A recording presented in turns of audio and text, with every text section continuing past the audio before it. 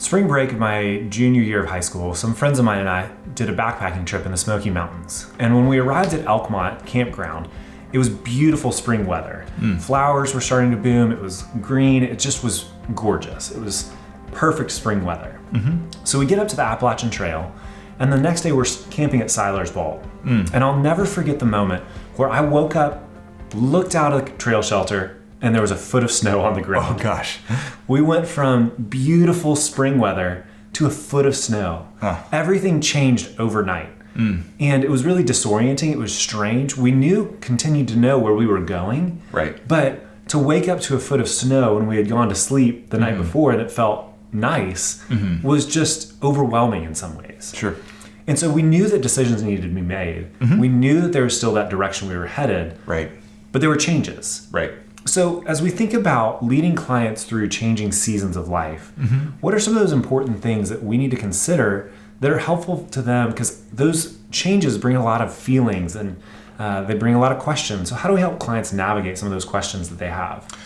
Well, of course, going through a map of one's life and kind of thinking about priorities is a key element. One of the things that we also think about is, what does it look like from a financial perspective of what we might be spending on and how that changes in that season? Because this can be a big block for clients. They say, well, I know that I want to retire, but do I have enough? What will I actually be spending? Questions about health insurance, questions about how things change, with an employer, right? The income level, taxes, all those kinds of different pieces. So what we try to do is work with clients so they've got an idea of where they sit right now, and then the key elements that will be changing in all likelihood when they retire or when they step into the next season. And looking at that from a lot of different angles.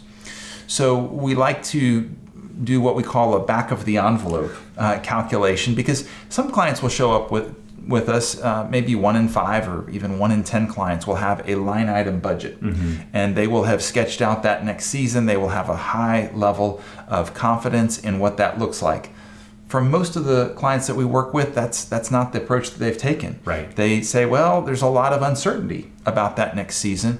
I'm not sure what I might be spending, not sure the trips I might want to take, not sure how some of the present spending that I have will either change, or maybe I'll have some things paid off. Right. So being able to bring all of those different pieces together can be helpful, and doing so in a way that doesn't get too focused on, what does coffee in the morning cost to go buy a shop once a month or something like that. Not getting too far into the line item, but really still seeing the big picture and being able to account for those changes, because they can be disorienting. Sometimes there's not that many changes, but sometimes even those not that many changes can result in a big difference in the spending. Right. Just based on tax adjustments or having paid off a mortgage or whatever it might be. So we're going to walk through a brief example of how we do this, bringing in these different pieces for one particular situation. I want to show you a back of the envelope calculation that we like to do. Client may come to us and say, well, I know what my income is. I'm not sure all of the different spending categories that we have, but I'm not sure that we have enough to retire either. So let's say in this example, we have a client that comes to us, and between spouses, they make $260,000. Let's say that they've saved a couple $1 million and that they've worked hard to save those funds, but they think, well, $2 million is only going to last us maybe 8 or 9 years if we're spending at the same level in retirement as we are right now, if our gross spending is the same.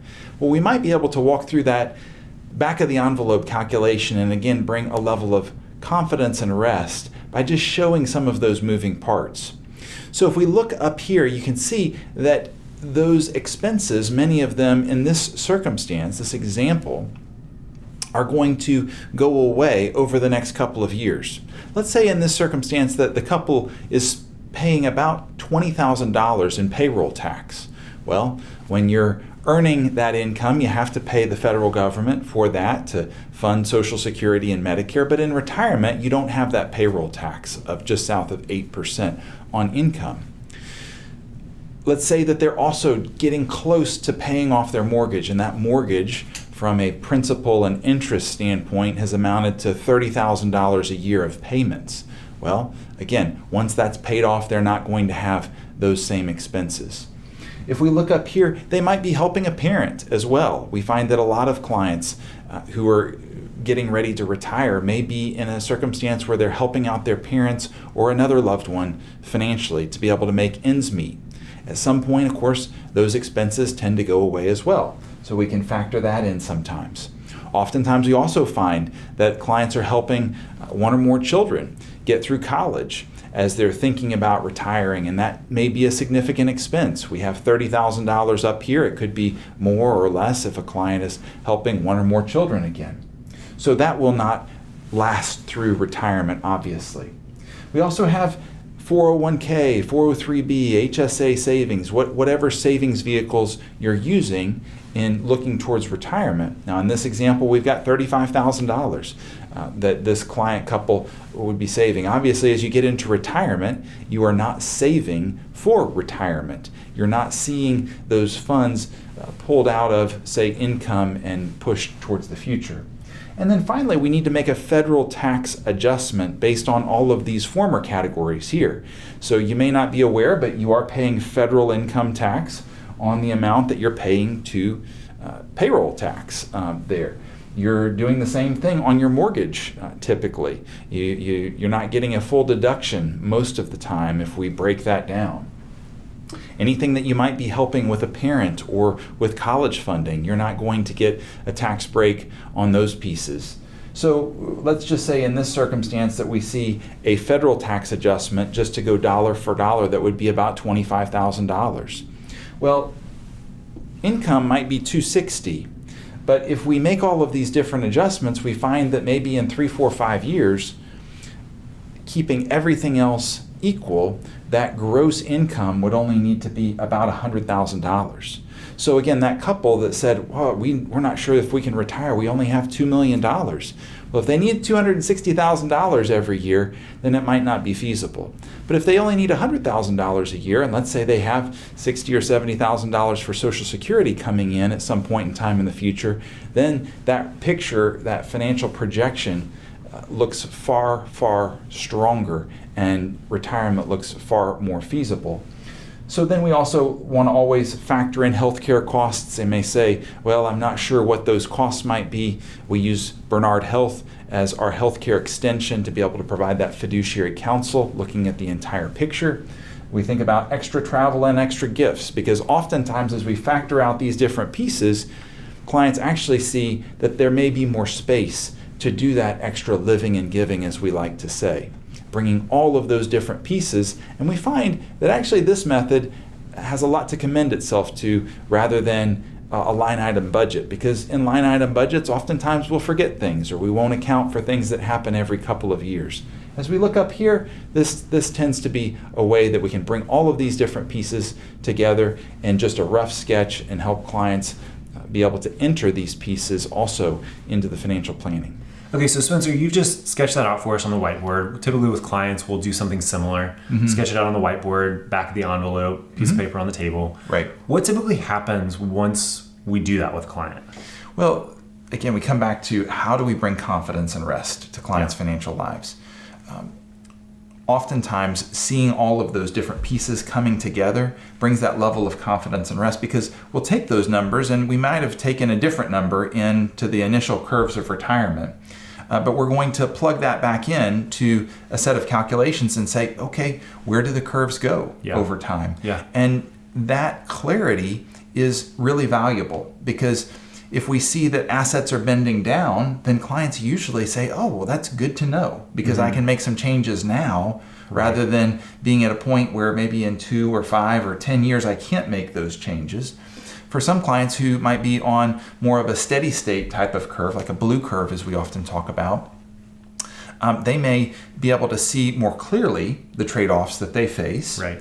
And then for some clients, if they see those assets trending upward over time, then we come back and have a conversation about what it might be to live and give at a more accelerated rate. So really, again, this can be a key part of bringing that level of clarity to clients, not getting into the minutia, not saying, hey, we've got to spend 3 days thinking about this budget, right?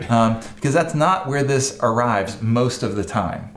Most of the time, we've got somewhere between 4 and 10 pieces that need to be moved around relative to where clients are at in this season and translating it to the next season. Yeah, that's great. So if someone's trying to do this on their own, or if they're preparing to come to a meeting, what are the next steps for them? Well, if they're preparing to come to a meeting with us, then really one of the pieces of this, of course, is that we want to have all of the current income pieces lined out. Because one way or another, that's what they're living on right now. So we want to understand that.